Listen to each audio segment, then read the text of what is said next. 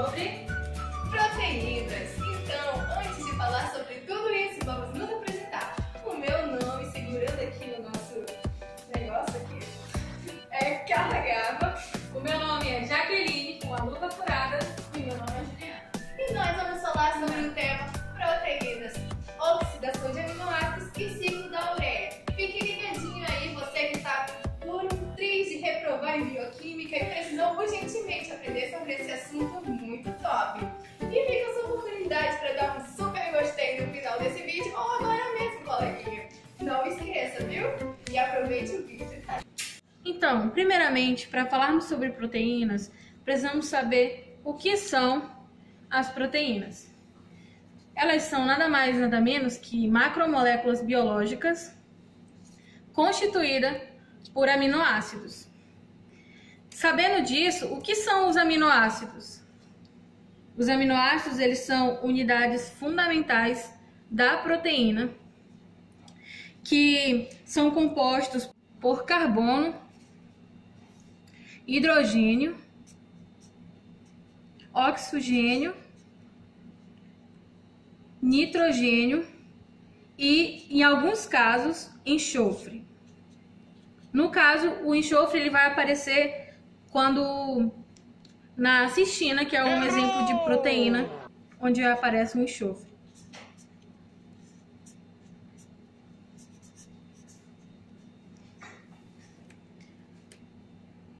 Tá, sabendo disso, os aminoácidos eles possuem uma estrutura que depende de um carbono quiral, que vai se ligar a um grupo amino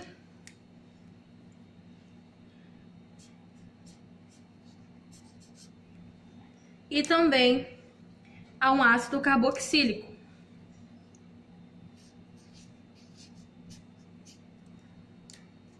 Além de se ligar a um hidrogênio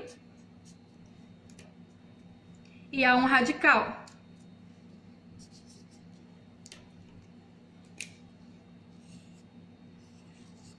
O grupo amino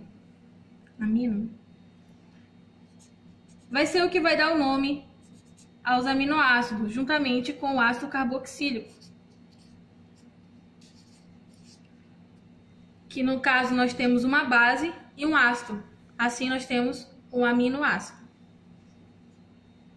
O radical, que é este aqui, ele é importante para diferenciar os aminoácidos. Então, sabendo a estrutura dos aminoácidos, também precisamos saber que eles são divididos em dois tipos de aminoácidos, que são os aminoácidos essenciais, que eles não são produzidos pelo nosso organismo e são adquiridos na ingestão de alimentos rico em aminoácidos, que no caso são carne, leite, ovos e outros tipos de alimentos. E também os não essenciais, que não são produzidos no nosso que já são produzidos no nosso organismo.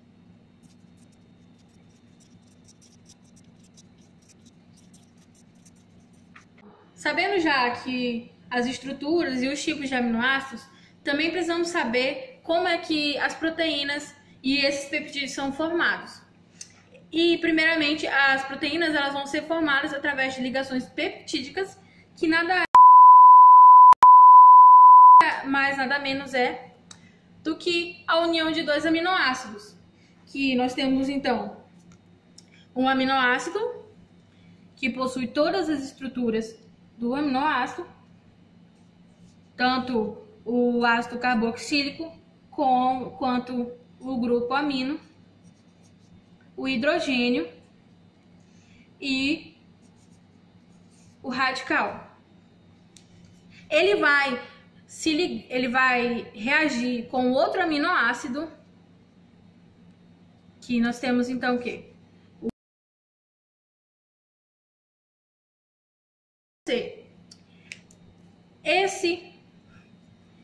Esse grupo carboxílico irá ser retirado e esse hidrogênio também, ocorrendo assim uma desidratação que irá formar H2O.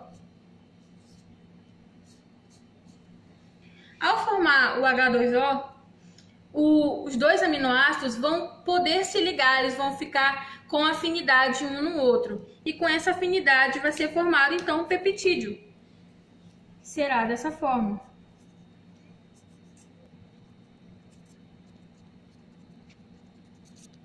O peptídeo, nós podemos observar que ele possui todas as características do aminoácido. Aqui nós temos o grupo carboxílico, aqui nós tínhamos o grupo amino, um grupo carboxílico e outro grupo amino.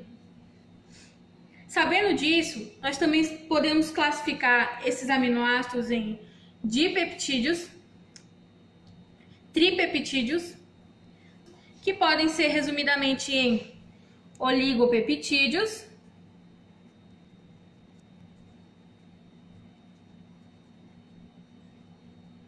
que são a junção desses aminoácidos que vão formar o peptídeo. Aqui são poucos aminoácidos que vão ser formados para formar o oligopeptídeo. E o polipeptídeo,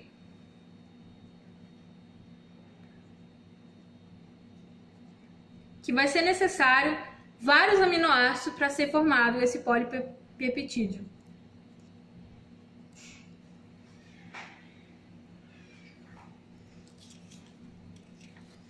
Então, já foram formadas essas proteínas através dos peptídeos, as proteínas são classificadas da seguinte maneira. São classificadas em simples e conjugadas. A classificação simples, ela vai sofrer hidrólise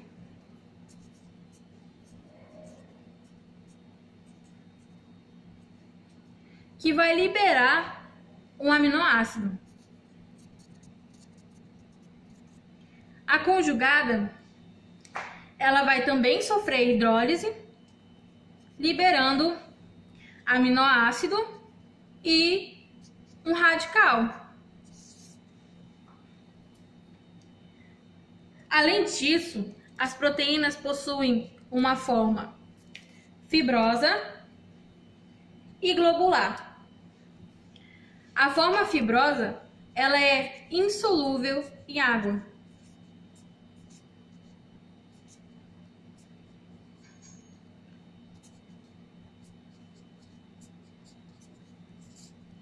E a globular é solúvel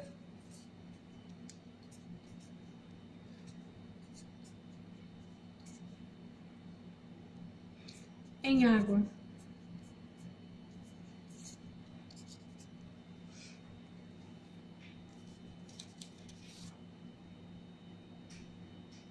Eles também possuem 4 tipos de estruturas, que no caso são a estrutura primária, que ela é um conjunto de aminoácidos que são ligações simples, que formam as ligações peptídicas, formando a proteína e o peptídeo.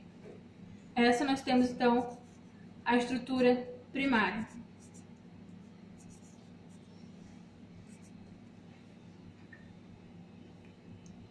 Temos também a estrutura secundária,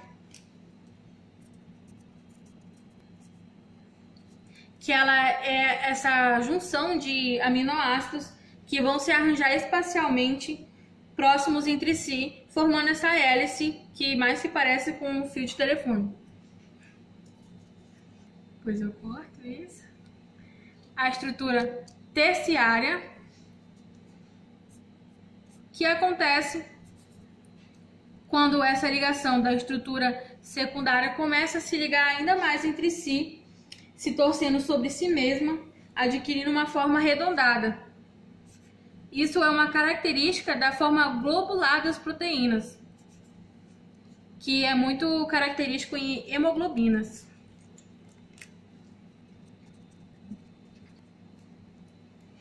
E por último, nós também temos a estrutura quaternária, que é quando essa proteína possui mais de uma cadeia polipeptídica que vão se unir e formar esse emaranhado de proteína, formando assim a estrutura quaternária. A proteína é essencial para o funcionamento de um organismo. Alimentos de origem animal e vegetal. Os de origem animal possuem proteínas mais completas de aminoácidos essenciais, ou seja, eles têm a quantidade diária necessária de aminoácidos para o nosso organismo. Já os que estão presentes nos vegetais, nós não encontramos a quantidade diária necessária de aminoácidos essenciais em um único vegetal, só nos animais. A desnaturação é o processo no qual moléculas biológicas perdem as suas funções devido a alguma mudança no meio. Então, vai perder o que, gente? As funções. Bom, temos várias mudanças, mas as principais que fazem com que haja essa transformação na estrutura são duas que nós vamos falar nesse vídeo, que são as altas temperaturas e as variações de pH. O que vai acontecer? A desnaturação vai alterar a proteína de forma que mude a estrutura tridimensional dela, afetando a atividade biológica dela. Mas, entretanto, todavia e porém, não vai afetar as ligações peptídicas entre os aminoácidos. Como já foi explicado, o que é uma ligação peptídica, todo mundo está entendendo o que está acontecendo aqui. Então, no caso das altas temperaturas, os dobramentos sofrem alterações, os dobramentos da proteína, que, no caso, eu tenho a quaternária, a terciária, a secundária e a primária. Vai ocorrer as mudanças nos dobramentos, vão sofrer alterações, e a mudança, cada pedaço da proteína que é alterado, vai ter uma mudança em toda a sua conformação. Então, digamos que ela regrida do estágio que ela está e volte, por exemplo, a ser primária, volte a ser secundária, volte a ser terciária, enfim. E as variações de pH, vai haver o rompimento, no caso das ligações de hidrogênio, vai alterar a carga e vai mudar a estrutura da proteína. Então, todas essas coisas afetam na estrutura e vai, consequentemente, afetar nas funções. Nós vamos também representar uma prática para ficar bem fixado esse assunto. Merda, vai dar merda, vai dar merda, vai dar merda, vai dar merda, vai dar merda, vai dar merda, vai dar merda, vai dar merda.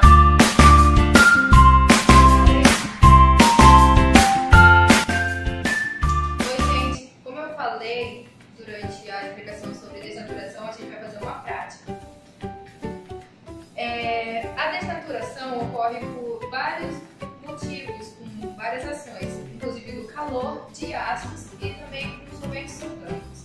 No caso aqui, a gente vai usar o álcool, que é um solvente orgânico, o ovo, o qual possui a albumina, e nós vamos mostrar o que ocorre com a desnaturação da albumina.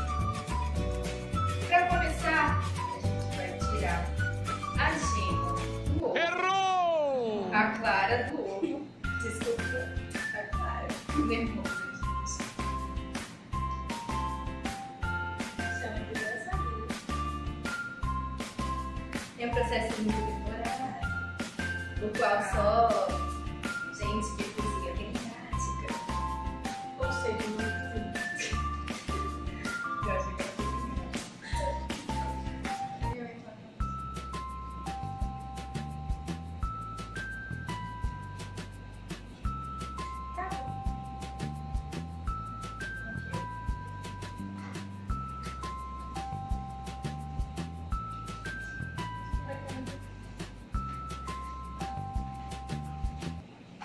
agora a gente vai colocar uma quantidade de álcool.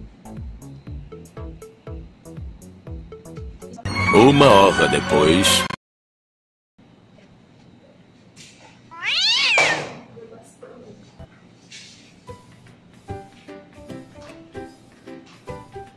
Você vê como é que fica?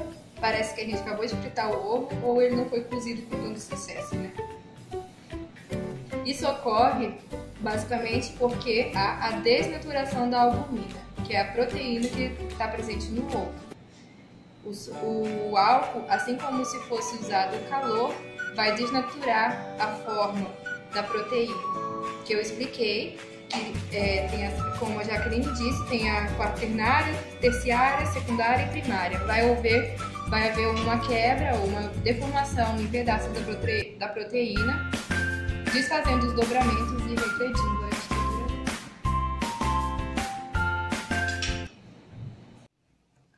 Agora vamos falar sobre as funções das proteínas. Temos como primeira função a função catalisadora, onde as enzimas são a substância do grupo das proteínas que atuam como catalisadores de reações químicas. Catalisador é uma substância que acelera a ocorrência de uma certa reação química. Já na função de armazenamento, as proteínas têm a capacidade de armazenar nutrientes. Na função reguladora, os hormônios são as proteínas que regulam inúmeras atividades metabólicas. Na função transportadora, que é basicamente a função de transporte de moléculas. Na função estrutural, as proteínas participam da arquitetura celular, conferindo as formas, suporte e resistência dessa arquitetura celular. Na função de defesa, os anticorpos são as proteínas que atuam defendendo contra organismos invasores. Na função de contrastes, essas proteínas possuem uma função de possibilitar a contração de fibras musculares. Dando início ao assunto de metabolismo, o metabolismo inicia na boca com a liberação de enzimas. Essas enzimas são fundamentais como moléculas reguladoras de reações biológicas. O metabolismo se inicia na boca pela amilase salivar ou pietilina, que é responsável pela quebra dos amidos. Outra enzima presente na boca também é a mucina. Ela proporciona a viscosidade e a saliva. Dessa maneira, alivia o atrito do bolo alimentar até o estômago. No estômago está presente a pepsina, que degrada as moléculas de proteínas. Após isso, há a produção de enzimas pelo pâncreas.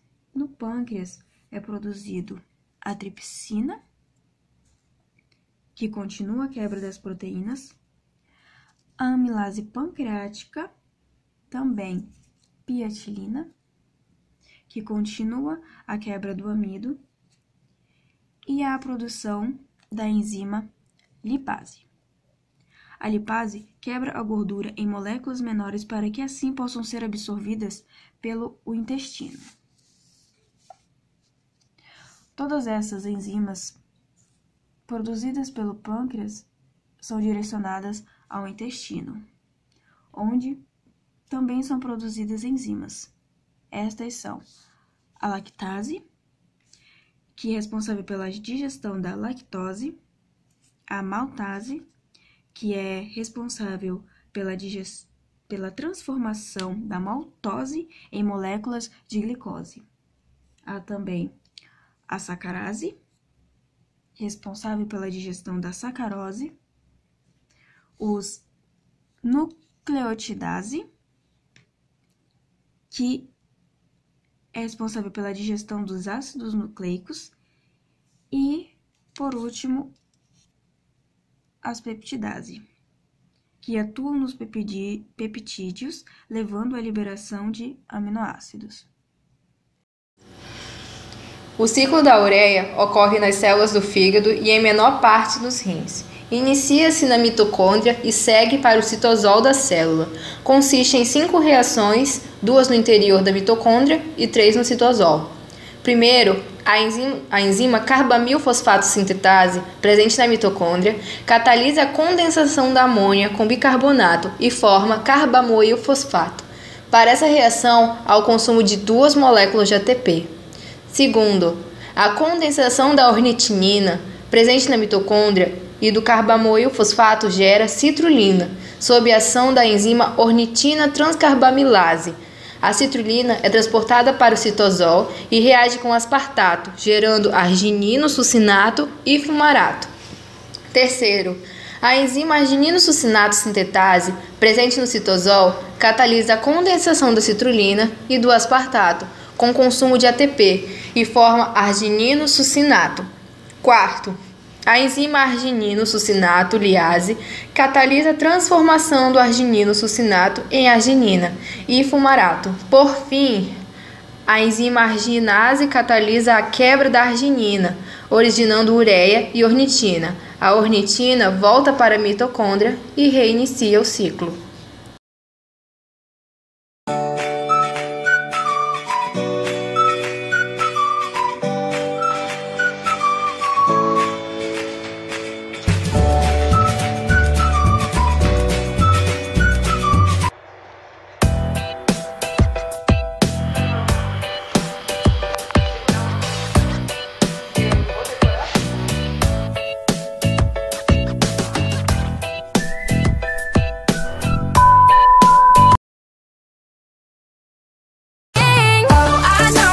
You've been told, but the sky right here's gonna rule the world. Yeah, that is where I'm gonna be, because I wanna be. No, I don't wanna sit still, look pretty. You get off on a 9 to 5 dream, but picket fences and trophy wives. But no, I'm never gonna.